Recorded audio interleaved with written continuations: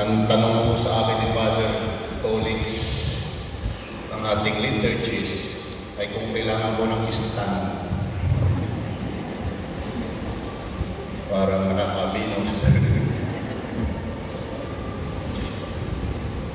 Magandang umaga po sa inyong lahat. Isang napakalaking biyaya na tayo ay nagkakatipon ngayon sa banal na misang ito sa pasyon ng hapagdalaw o pastoral visit.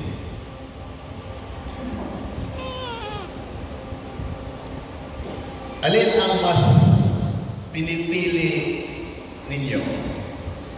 Ang umalis o ang manatili? Manatili. Manatili sa kahirapan. Manatili sa sirang relasyon o ugnayan. Manatili sa sakit. Depende, ano po? Depende.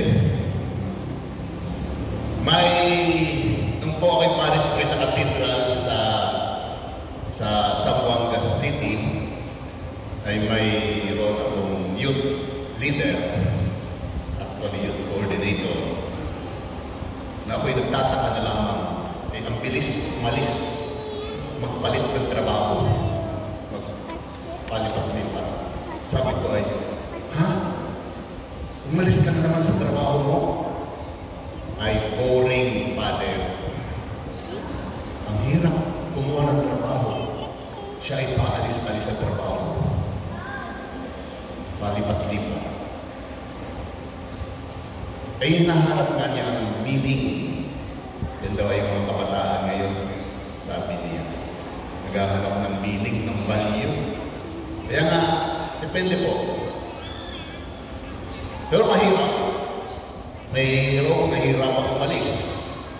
Nung ako'y umalis sa Zamboanga, dahil nga ako ay itinalaga dito, napakahirap kong umalis sa Zamboanga. Lalong-lalo na kung doon mo naranasan ang pagmamahal na walang kondisyon. I was embraced, loved by Zamboanga. Kahit po ako hindi taga doon, ako'y taga Batangas, ako'y Batangas. 30 taon ako, 32 taon ako. Yun, lalo na kung may pagmamahal, napakadaling manatili. Kahit pa masakit, kahit pa mahirap, ay mananatili. Kung may pagmamahal. Kaya nga itong si Father Oli, ayan itatanungin ko, ay naku, alam ko ang isasagot niya, yan ay gustong manatili dito sa Pachoka.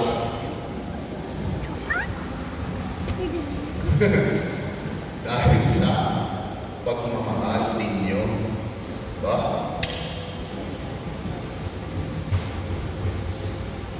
Kahit kayo, alam ko naman na gusto din yung manatili si Father Rolling. Ano? Amen?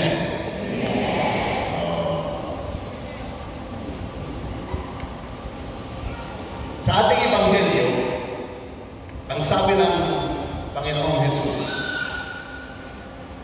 manatili kayo sa pag-ibig ng Diyos. Tayo lahat ay pinaalaalahanan na manatili sa pag-ibig ng Diyos. Ay napakagandang itanong natin sa ating sarili, paano nga ba manatili sa pag-ibig ng Diyos? Paano po? Ang manatili sa pag-ibig ng Diyos ay manatili sa apoy. Ako, nakasunog. Naniniwala ba kayo na ang mananatili sa pag-ibig ng Diyos ay nananatili sa apoy? Dahil po, ang apoy ay yun naman ay may katangiang hindi maganda. Ay napakainit na nga ngayon. At kung mainit, ay siyempre, delikado. Panganib, susunog. At pag may sunog, ako, natutupok. Hindi lamang ang ating bahay at mga bagay-bagay, kundi ang buhay. Pero may maganda pong katangian ng apoy. At ang apoy din, ang ginawang paglalarawan sa pag-ibig. Fire of love. Meron po yun sa Ebanghelyo, ang napakaganda ng translation sa Tagalog. Kay St. John din po, ito ay galing kay San Juan, ang Ebanghelyo. Yung cleansing of the temple, cleansing of the temple, at panilinis sa temple, ang sabi ng Panginoong Jesus, sa Tagalog ay, ang pagmamahal ko sa bahay ng Diyos ay nagliliyaw, nag-aalab. O, ang pagmamahal ay nag-aalab sa aking puso. O, tingnan ninyo, ay apoy na nag-aalab sa aking puso. Inihalintulad sa apoy ang pag-ibig. Bakit po? May tatlong bagay. Tatlong letter M. Una, mainit. Mainit pa sa 43 degrees. Ikalawa, maliwanag. Ikatlo, malinis. Ganun tayo mananatili sa pag-ibig ng Diyos. Una, ay mainit. May apoy po bang malamig? Wala. Lahat ng apoy ay mainit. Kaya nga, kapag tayo nagkakamping, pagkagabi, ay malamig ng paggabi, anong ginagawa ninyo? Nagkakaroon ng bonfire. Yun, para magpainit. Ang pag-ibig ay inahalin tulad sa apoy. Dahil ang pag-ibig ay dapat laging mainit, talamig. Yan ang tinatawag.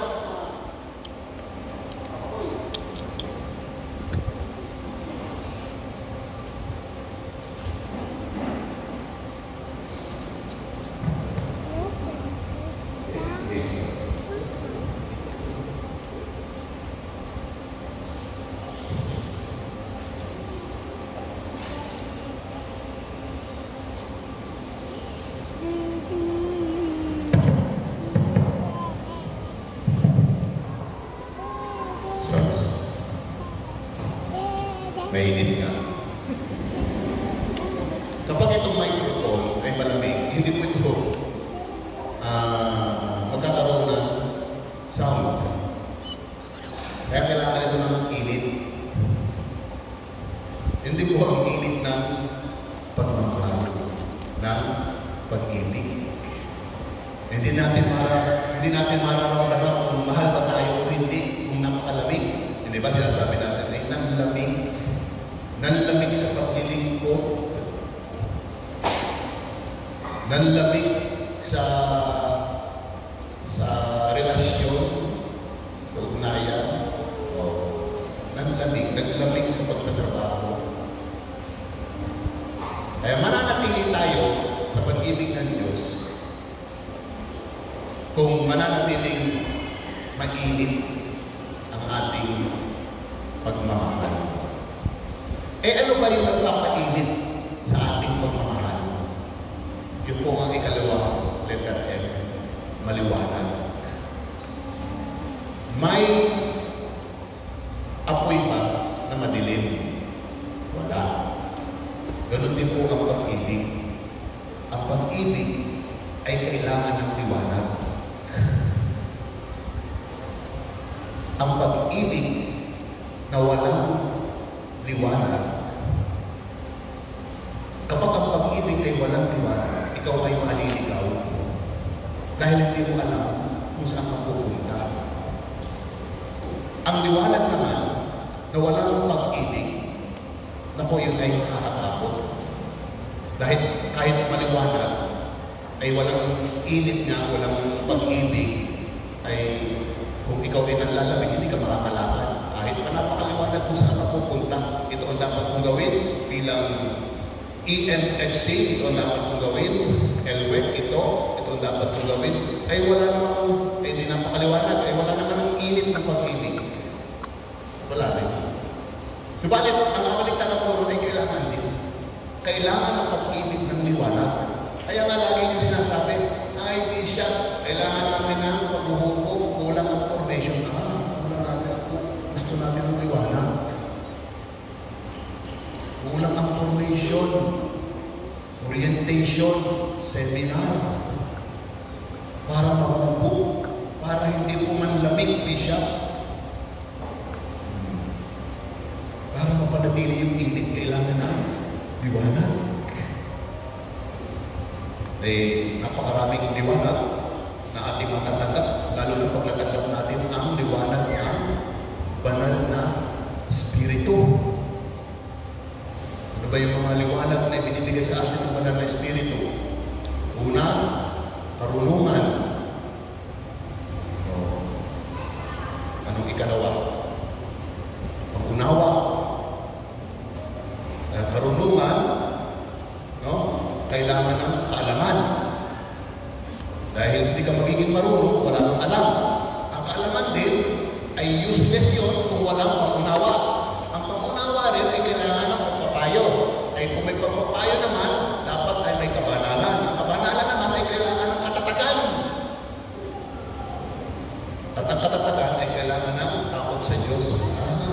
Yun na ninyo ang liwanag na ating matatanggap para mapanatili ang ating pag-ibig sa Diyos. At yun ang maglilinis sa ating puso. Ang apoy. Tingnan ninyo, gusto niyo ng pagkain na nadaan sa apoy. Dahil sinasabi natin na malinis. Lahat na nadaan sa apoy ay malinis. Lahat na ginagamit sa atin para damutin tayo, masugat. Lahat ng mga instrumento, mga kasangkapan na ginagamit sa atin, nadaan yan sa i-sterilize para maging malinis. Ay pagka minsan po, yun. Minsan ay ginagamit ng Panginoon ang ating mga problema, mga suliranin, krisis, hamon, struggles, challenges, ayan ay ginagamit ng Panginoon para maging malinis ang ating puso at manatili tayo sa pag-ibig ng Diyos. Mga kapatid,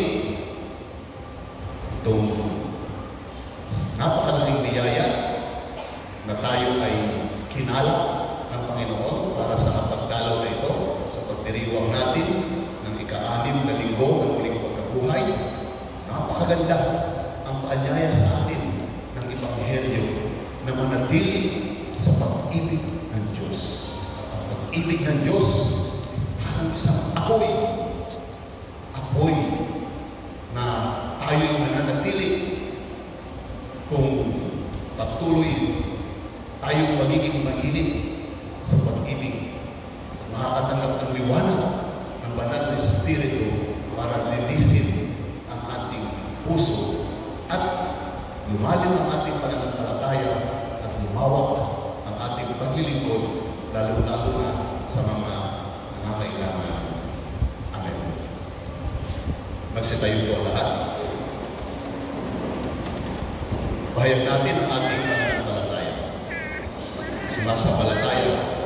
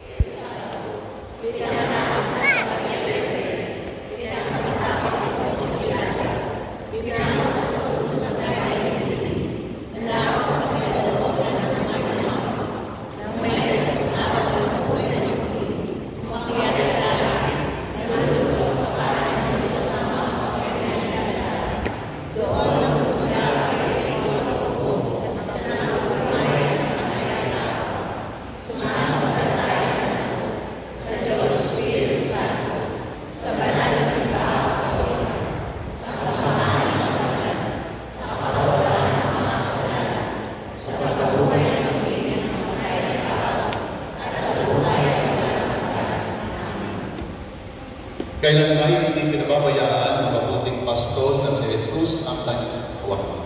Sa lahat ng panahon, nanaunagan siya sa mga pamaspalad upang maging nakikita kasampapan ng kanyang pagmamahal. Manalangin tayo ngayon sa isang natatanging paraan para sa lahat ng kumakatawan kay Jesus dito sa atin at para sa mga tinawag niyang tumupan sa ganitong tungkulin.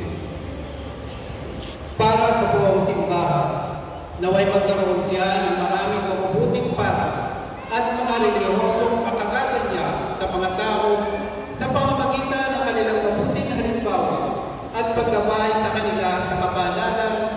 Manalangin tayo at ating bigay. Jesus, mabuting pastor, dinggin mo kami. Jesus, mabuting pastor, dinggin mo kami. Para sa Santo Papa Francisco, ating obispo, Moises, at mga kaparian, sila naway maging malinaw na palatandaan ng pagpapasensya, malasakit, at pagmamahal. Manalangin tayo. Para sa lahat ng mga leader like ng simbahan, pinunong pambayan, at mga naglilingkod sa pamahalaan, mga guro at mga magulang, maging tapat nawa sila sa kanilang misyong magtaguyod sa kabutihan ng mga taong nasa kanilang pangangalaga. Manalangin tayo.